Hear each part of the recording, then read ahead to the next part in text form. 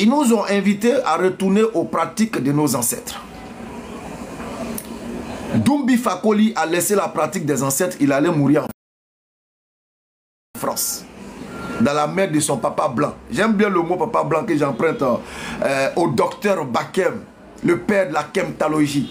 Donc, Doumbi Fakoli nous a invités à retourner au culte de nos ancêtres, aux pratiques des ancêtres.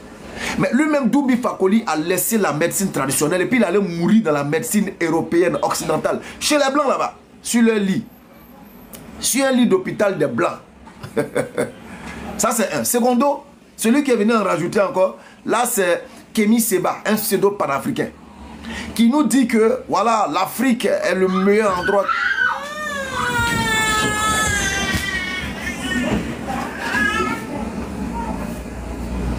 Tu es là.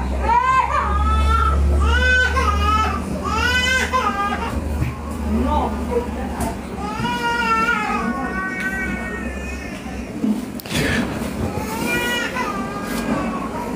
Désolé. Hein. Toujours l'imprudence des femmes. Alors donc, le fameux Kémy Séba nous a toujours appris dans ses discours de séduction, comme nous le rappelle Jean de La Fontaine, tout flatteur vire aux dépens de celui qui l'écoute. Donc Kémy Séba nous a dit que ouais, il y a eu quelque chose là. Il y a la petite là qui est tombée du lit.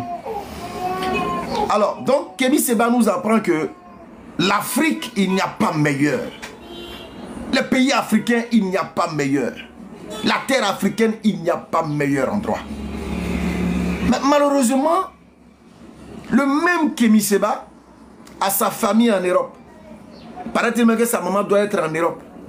Mais la logique aurait voulu que Kémy Séba, après avoir brûlé son passeport, brûle le passeport de tous ses enfants, brûle le passeport de sa femme, brûle le passeport de sa mère, et puis ils les ramassent eux tous, et puis ils viennent s'installer en Afrique, particulièrement on m'a dit qu'il est béninois, donc ils viennent s'installer au Bénin. En ce moment précis, moi Béni particulièrement, j'aurais accordé du crédit à Kémy Séba, et j'aurais compris que vraiment, cet homme-là, c'est un véritable panafricain. Mais on nous présente un panafricanisme de façade. On essaie de nous montrer un pseudo amour pour l'Afrique. Mais en dessous, leur amour pour l'Europe et pour l'Occident est encore plus grand que ce qu'ils nous présentent. Vous voyez que c'est des mythos. C'est-à-dire, c'est des gens qui se font du sourd sur l'ignorance. Non seulement sur l'ignorance de certaines personnes, et aussi sur la sensibilité de certaines personnes. Parce qu'ils utilisent deux choses. L'ignorance et le côté sensible de l'homme noir. Quand vous prenez les Kémites là, les Kémites, eux, ils s'appuient beaucoup, surtout sur le côté sensible. Il y a un gars qu'on appelle fétiche de guerre, un autre mytho. Lui, quand il parle là, il s'appuie sur le côté sensible. Ouais, ils ont pris nos parents, ils ont détruit l'Afrique. Ils ont esclavagisé nos pères. Ils ont fait ceci à nos pères. Vous voyez comment on a souffert. Alors comment tu peux accepter la religion des personnes qui vous ont maltraité? Alors détournez-vous d'eux. Ne suivez pas la religion importée. Donc ils jouent sur cette sensibilité. Et les plus faibles là, disent ouais c'est vrai, c'est vrai, c'est vrai. Et puis ils les suivent. Mais par derrière, eux-mêmes ils ne posent aucun acte pour attester leurs propos. Donc toi Kémy Séba, véritable mytho, vendeur d'illusions, qui est en train de s'enrichir sur notre dos, nous faisant croire qu'il nous défend, nous faisant croire qu'il aime l'Afrique, plus que nous. Il est là pour défendre le droit des hommes noirs. Mais Kémy, tu as brûlé ton passeport. Pourquoi tes enfants sont encore en Europe? Pourquoi? Ils cherchent quoi là-bas? Ou bien eux aussi, ils n'ont pas l'esprit du panafricanisme? Mais tu as brûlé pour toi, tu brûles pour tes enfants, tu brûles pour ta femme, et puis tu ramasses toute ta famille, vous venez vous asseoir en Afrique. Je jure que moi je t'aurais accordé du crédit, Kémy Séba. Mais malheureusement, vous allez continuer toujours à avoir des faibles d'esprit. Vous allez toujours continuer à avoir les nalomans qui vont vous suivre. Donc vous avez vu, Doumbi Fakoli qui dit retournons au culte des ancêtres, retournons aux pratiques des ancêtres. Il n'y a pas meilleur que la pratique ancestrale. Il n'y a pas meilleur que ce que les ancêtres nous offrent. Il n'y a pas meilleur, il n'y a pas meilleur. Dumbi Fakoli a fui cette médecine ancestrale et il allait se soigner en Europe.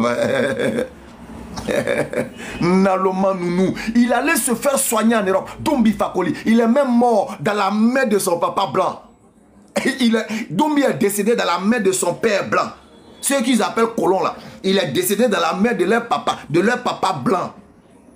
Mais c'est pas ceux-là que vous nous présentez comme quoi ils ont maltraité nos pères. C'est pas ceux-là que vous nous présentez comme étant des mauvais, qui ont maltraité nos mères. C'est pas ceux-là que vous nous présentez comme étant ceux qui ont marginalisé, esclavagisé l'Afrique. C'est pas eux. Il faut qu'on reconstruise la mentalité. On doit reconstruire les mentalités. On doit reconstruire les mentalités. Parce que les gens ont pris des briques, c'est-à-dire des briques sableuses pour construire. Il faut qu'on reconstruise ça avec du solide, avec une fondation solide. Donc il allait mourir dans la main de son papa blanc en Europe. Il a laissé ses pères africains avec leur médecine traditionnelle. Il les a laissés là parce qu'il sait que cette médecine traditionnelle ne peut rien lui apporter. Or c'est à ça lui nous invite. Quel paradoxe. Toi qui es mis Seba aussi, tu as brûlé le passeport des gens, mais reste en Afrique. Tu t'en cherches quoi là-bas encore? Reste ici. Ici là c'est l'Eldorado. Restons ici, champion. Tu t'en vas chercher quoi encore là-bas? Quand tu vas parler, on va me dire, voilà des Africains qui se réjouissent du malheur de leurs frères africains. Hey, nous on n'est pas des Africains émotifs ou passionnés. Nous sommes des Africains réfléchis. Tu ne peux pas cracher dans le visage de quelqu'un et puis le matin venir s'asseoir à sa terrasse pour dire donne-moi du thé. Ça ne se passe pas comme ça. Tu ne peux pas venir cracher dans mon visage et puis le lendemain venir me demander du thé. Ça bug. Oh merde. Si là tu dis quoi, ça bug.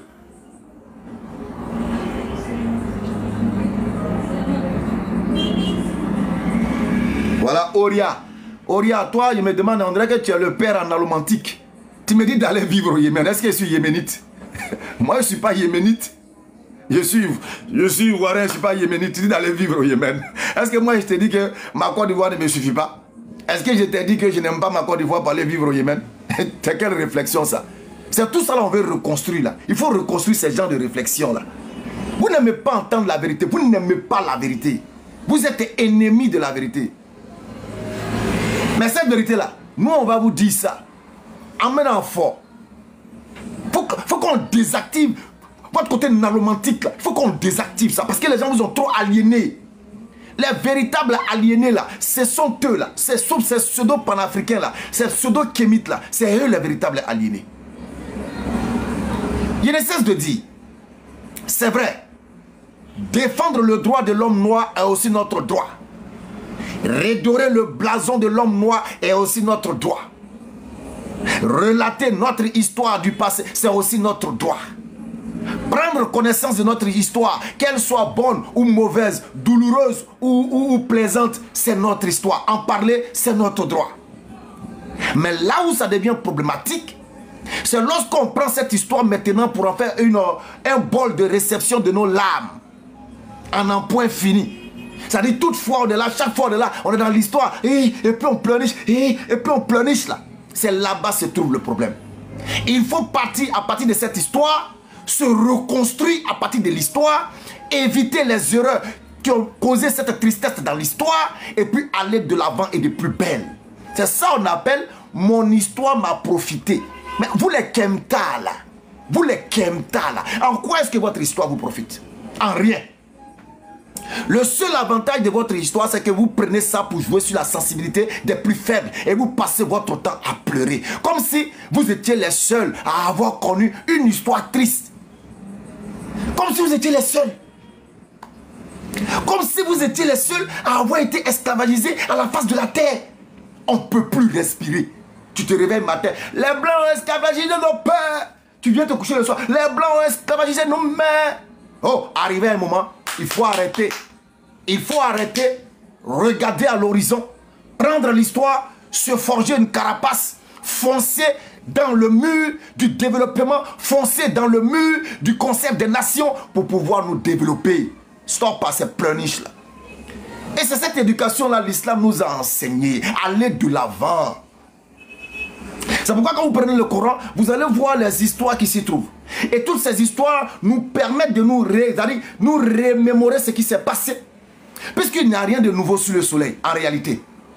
Ce qui est passé, c'est ce qui revient, peut-être pire ou mieux. Il n'y a rien de nouveau sous le soleil. Donc, quand je lis l'histoire, et que je regarde dans mon cheminement, cette histoire apprise, je sens qu'elle est en train de se répéter dans mon présent. Mais je ne veux plus commettre les mêmes erreurs du passé. Je sais maintenant de voir comment contrecarrer cette histoire pour qu'elle ne rentre pas encore dans la phase de tristesse et de perte. Non. Je ne cesse de le dire. La meilleure chose d'abord que nous, Africains, devons faire, écoutez-moi très bien, on a suffisamment d'intellectuels à travers l'Afrique. On a suffisamment d'intellectuels à travers le monde. C'est de mettre en place une stratégie. On n'a pas besoin de s'arrêter sur le plateau pour crier cela. Non. En sourdine, nos intellectuels, on les finance, ils vont chez eux. Puisqu'il faut l'admettre, il faut le reconnaître, ils ont des choses que nous n'avons pas. En termes de technologie, en termes de ci, en termes de ça, on n'a pas. Donc on envoie des élites chez eux.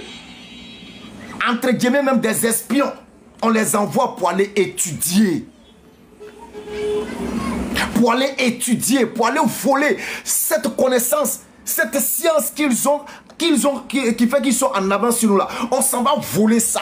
On envoie nos élites, tous les pays africains, on envoie les élites en cachette, ils vont apprendre, ils volent et puis ils reviennent. Quand on aura maintenant cette capacité non seulement industrielle, nucléaire, militaire et autres, tout ça, et puis on va asseoir notre puissance là. C'est là maintenant on parle, c'est là tu dis à ton, hey, champion, hey, tu m'as assez marché sur le pied là, viens qu'on parle là. Ah, tu as dit quoi? Ah bon, il sort quelque chose, et puis toi si tu sors pour lui, et puis vous regardez maintenant, il dit, hé, à quel moment? À quel moment? À quel moment? Mais c'est ce que les Chinois ont fait. Ils sont allés voler l'intelligence. Ils sont allés copier l'intelligence. Et puis ils sont revenus sur leur base. Aujourd'hui, ils sont devenus forts. Mais toi, tu n'as pas encore atteint ça. Et c'est toi, tu veux déjà faire palabre. Mais on va t'écraser, champion. On va t'écraser. On va t'écraser. On va t'écraser. Voilà encore. Vérité absolue. Toi, tu n'es pas... Franchement, vérité absolue. Je suis sûr que tu es chrétien. Je suis sûr que tu es chrétien. Tu vois, on parle d'une généralité. Et toi, regarde ton commentaire.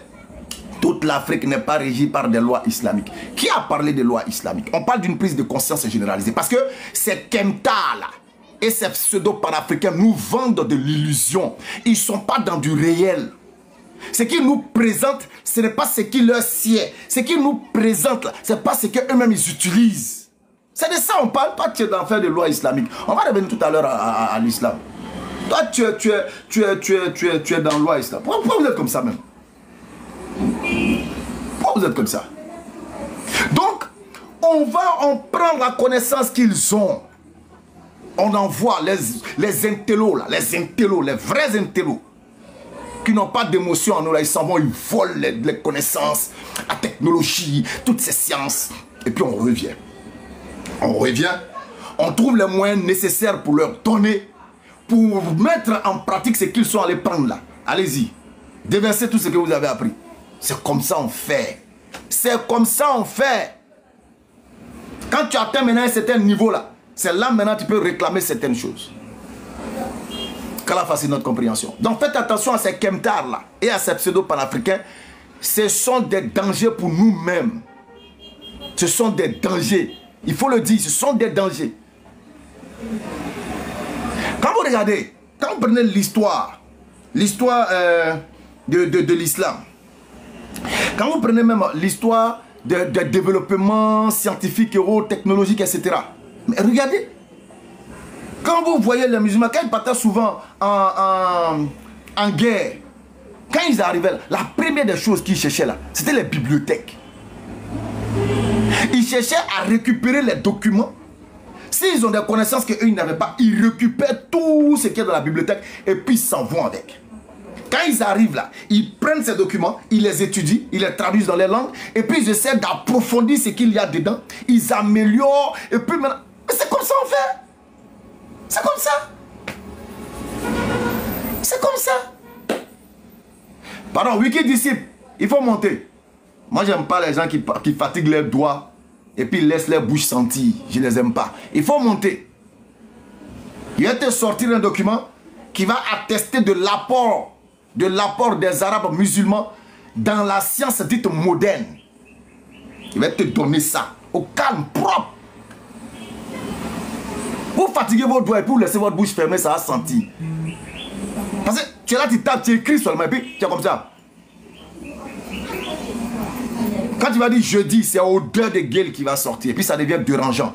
Or, quand tu parles, tu libères ce gaz carbonique, tu permets à ta bouche de refaire le gaz qui sort. Donc, l'odeur buccale prend d'autres odeurs plus chic parce que tu ne l'as pas fermé longtemps. Donc, arrêtez de fatiguer vos doigts. Invitation, tu montes et puis tu vas parler. Ibn Dakassa, tu vas libérer ton Dakassa. Ibn Dakassa libéré. Donc, nous voulons reconstruire. On veut reconstruire. On veut reconstruire cette conscience-là. On veut la reconstruire. On doit reconstruire cette conscience-là. Alors, maintenant pour revenir un peu aux chrétiens. Vous savez, les chrétiens, ils se jouent les doux parce que parfois, les musulmans sont un peu virulents. Sinon, là, quand tu prends l'histoire, là, il n'y a pas plus barbare que les chrétiens. Il n'y en a pas. Non, il n'y en a pas. L'atrocité chrétienne n'est même pas comparable au tiers, même au quart, même je ne sais pas quoi, de ce que raconte l'histoire de l'islam. Même pas. Donc il faut reconstruire tout cela. Il faut tout reconstruire. Et malheureusement ou heureusement, cette reconstruction est de notre essor. C'est nous, musulmans. C'est nous qui devons faire cette reconstruction-là. Parce qu'elle a dit dans la 310, vous êtes la meilleure des communautés qu'on ait fait surgir pour les hommes. Vous ordonnez le convenable, vous interdisez le blâmable et vous faites la sola. Si les gens du livre faisaient pareil, ce serait meilleur pour eux. Donc vous voyez que cette reconstruction-là, c'est à nous, c'est confié. C'est nous, on doit reconstruire ça. Donc, on ne peut pas fuir ce devoir sacré qui nous est octroyé, qui nous est confié. On ne peut pas, on est obligé d'être là pour reconstruire. Ensemble, nous allons reconstruire. Il faut qu'on reconstruise ce qu'ils ont mis dans leur tête. Regardez, Jésus, il devient Dieu en 325. Le Saint-Esprit va rentrer en ligne de compte. Lui aussi va devenir Dieu. Tout ça autour d'un entretien humain, autour d'un concile. Jésus devient Dieu, le Saint-Esprit. Il faut qu'on détruise tout ça pour reconstruire. Il faut reconstruire. On leur a dit non, il faut croire que Dieu est venu. Il a pris un corps physique. Et il sera mort pour votre salut. Mais comment Dieu peut venir prendre un corps physique, mourir pour notre salut? Alors que le même Dieu, au travers de son ami intime Abraham, alayhi salam, Dieu va donner un signal fort à l'humanité. En disant à Abraham, sacrifie ton fils qui est un être humain. Et Abraham voulant exécuter, Dieu lui dit, non, arrête. Stop. Et il lui présente un animal. Mais quel est le message? Quel est le message? Le message ici, c'est pour dire à ceux qui suivront la foi d'Abraham, à ceux qui croiront ou qui suivront la doctrine abrahamique, de ne point s'adonner au sacrifice humain. De ne point s'adonner au sacrifice humain.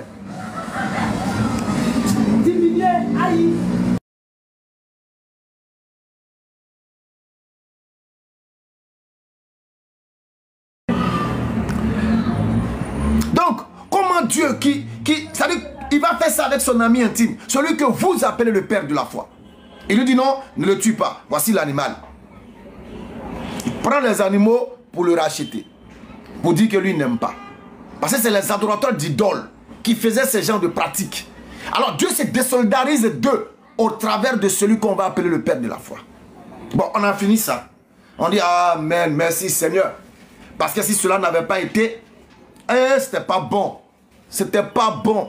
De la même manière, Tabassi, là, tu vois, on va à l'abattoir, là. On court derrière les moutons, les cabris, les chameaux, tout, pour immoler, pour nous rappeler l'histoire d'Abraham, là. Imagine-toi s'il avait fait ça à son enfant. C'était pas bon. C'était pas bon.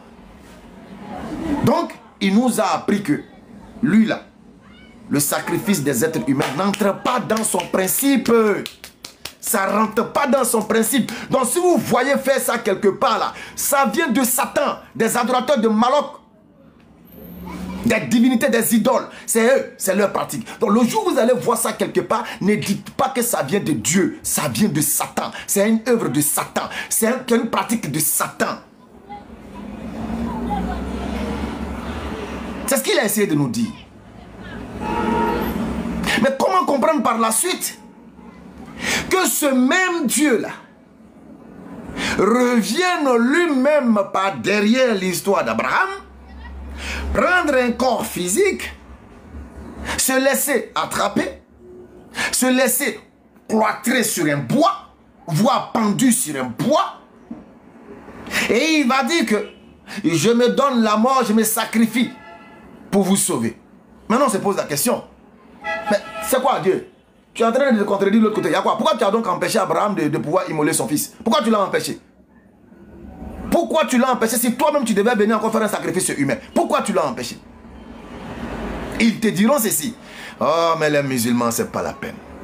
Dieu ne meurt pas. Parce que dans leur tête, Dieu est esprit. Et ça, on leur a toujours dit ça. Et je mets quiconque au défi. On a l'habitude de dire ici, Dieu n'est pas esprit. Dieu là, quand on te dit Dieu est esprit, c'est dans le sens qu'il est invisible à l'œil nu. Mais ce n'est pas dans le sens de sa nature. Dieu n'est pas, il n'a pas une nature qui est esprit. Quand on dit Dieu est esprit, c'est dans le sens de l'invisibilité. Ce n'est pas, personne ne peut établir la nature de Dieu. Donc quand on te dit que Dieu est esprit là, il faut comprendre que ce n'est pas sa nature, mais c'est parce qu'on ne peut pas le voir, on ne peut pas le percevoir. Donc il faut détruire tout ça et puis il faut reconstruire, d'où le chapeau du chantier. Il faut reconstruire. Nous devons reconstruire. Nous devons reconstruire. Donc comment ce Dieu là peut venir? Ils vont te dire non, vous les chrétiens vous ne pouvez pas comprendre, vous êtes trop charnels.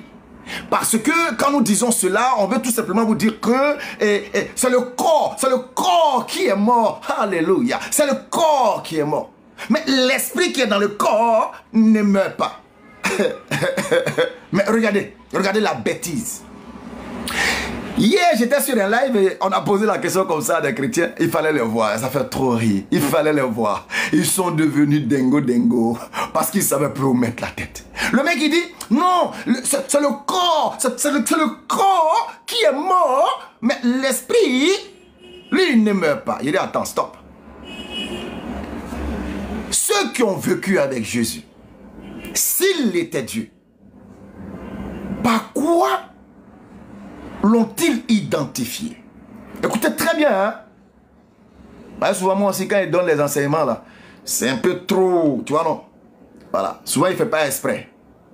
Ah ouais, Coco B, le casque c'est pour reconstruire. C'est-à-dire on doit reconstruire. On doit reconstruire toutes ces mentalités fondées sur le mensonge. On doit tout reconstruire. Alors ils te disent que c'est le corps. Maintenant je demande, comment ceux qui étaient avec Jésus, comment ils l'ont identifié en tant que Jésus?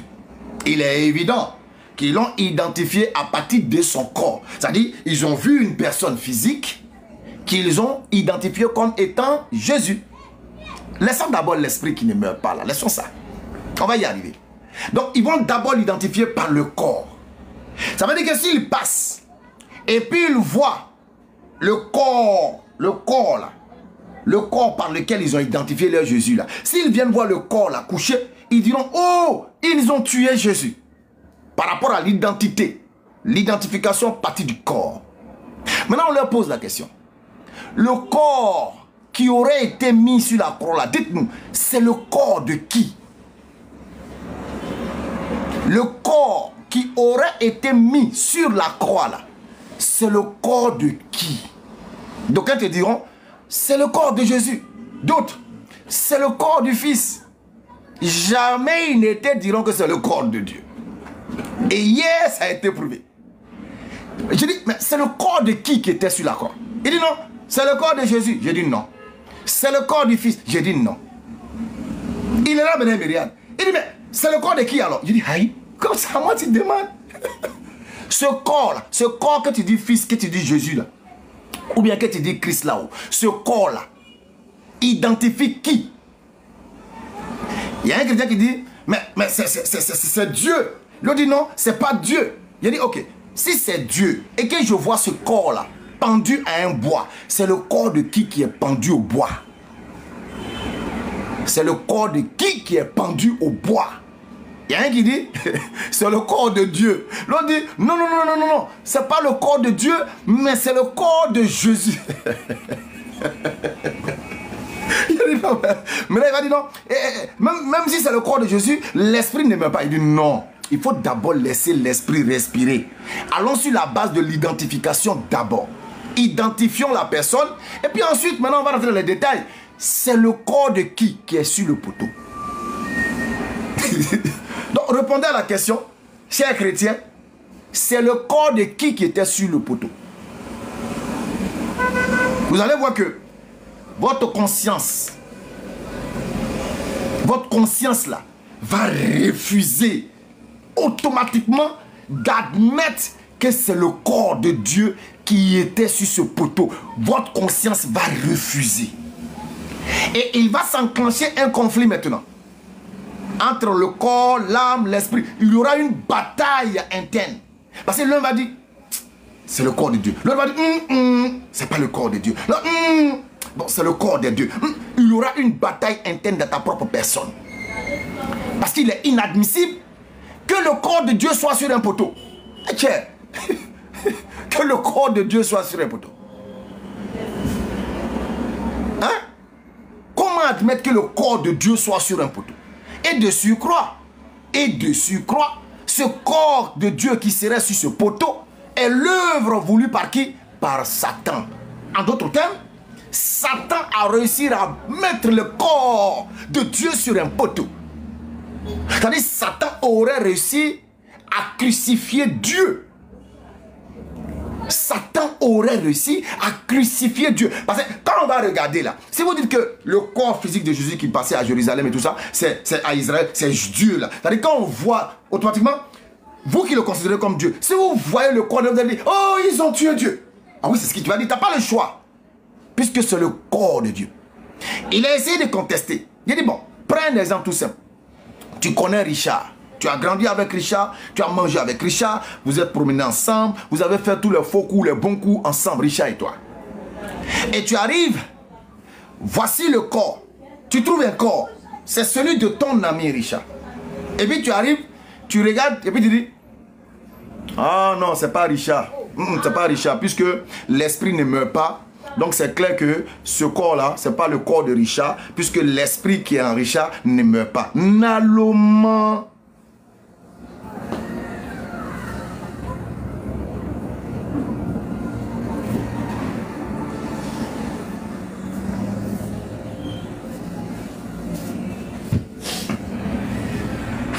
Naloma.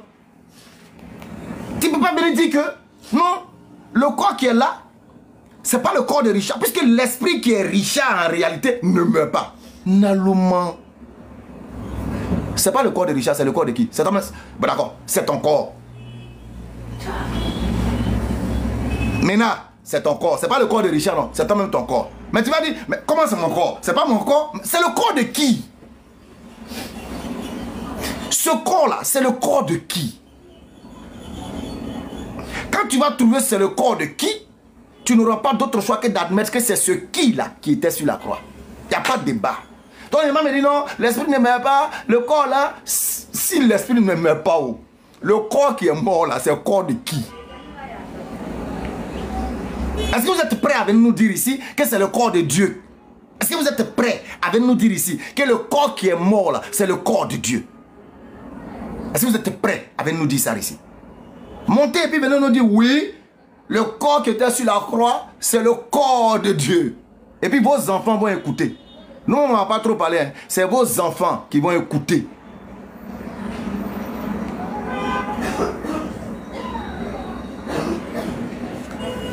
Ils vont écouter. En tout cas, chez nous, Allah, il est le vivant. Il est la vie. Il ne meurt pas. Il ne meurt pas. Nous devons reconstruire tout cela. Vous voyez comment le travail est colossal. On doit reconstruire tout cela. Il ne meurt pas. Allah ne meurt pas. Allah n'a pas besoin d'être dans une dimension quelque. Allah ne meurt pas. Allah, il manifeste son autorité. Il manifeste sa gloire. Il manifeste son pouvoir. Nous devons reconstruire votre conscience spirituelle. Nous allons reconstruire votre conscience spirituelle. Nous allons reconstruire. Allah ne meurt pas. Il ne meurt point. Il goûte même pas. Il goûte pas. Il goûte pas la mort. Lorsqu'Allah il vous dit, les mains d'Allah, les mains, il y a un même qui a osé. La hawla wa la quwwata illa billah. Est-ce que j'ai la vidéo? Est-ce que j'ai prêché? Oh merde, on dirait que j'ai oublié. Il y a un qui a osé dire que comme Dieu, selon la Bible, est assis sur son trône, il dit Dieu a fesses. C'est pas moi, j'ai dit. Allez-y demander au pasteur de Gotham City. Le pasteur de Gotham City dit que Dieu a fesses. Le pasteur de Gotham City dit que Dieu a fesses. Le pasteur qui donne la carte goûter là, il dit que Dieu a fesses. Et puis regardez ce qu'il fait. Lors de son allocution, il dit la main de Dieu. Il dit Dieu a quoi? Il dit Dieu a une main. Ça crie. Wow, alléluia.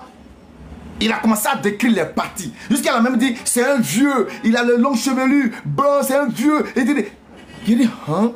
Et il a tout dit, sauf l'essentiel, les gars. Le pasteur de Gotham City, il a tout dit, sauf l'essentiel, à savoir, le sexe de Dieu, c'était quoi? Hein, il n'a pas touché à ça. Hein? Il n'a pas touché à ça. Le pasteur de Gotham City n'a pas touché à ça. De la Kédougouba. C'est comme ça que ça va appeler. Gojede de la Kédougouba. Mais de la Kédougouba n'a pas touché au sexe. Il a dit main, il a dit pied, il a dit tête. Jusqu'à parler de fesses. Il a parlé des fesses de Dieu. Subhanallah. Mais de la Kédougouba, Gédé de la Kédougouba, il n'a pas touché au sexe de Dieu. Il est intelligent. Il ne boit pas l'eau par ici. Il est intelligent. Mais l'église est belle. C'est rempli. Il faut faire de la séduction. Plus tu séduis, plus tu séduis, plus tu séduis, plus.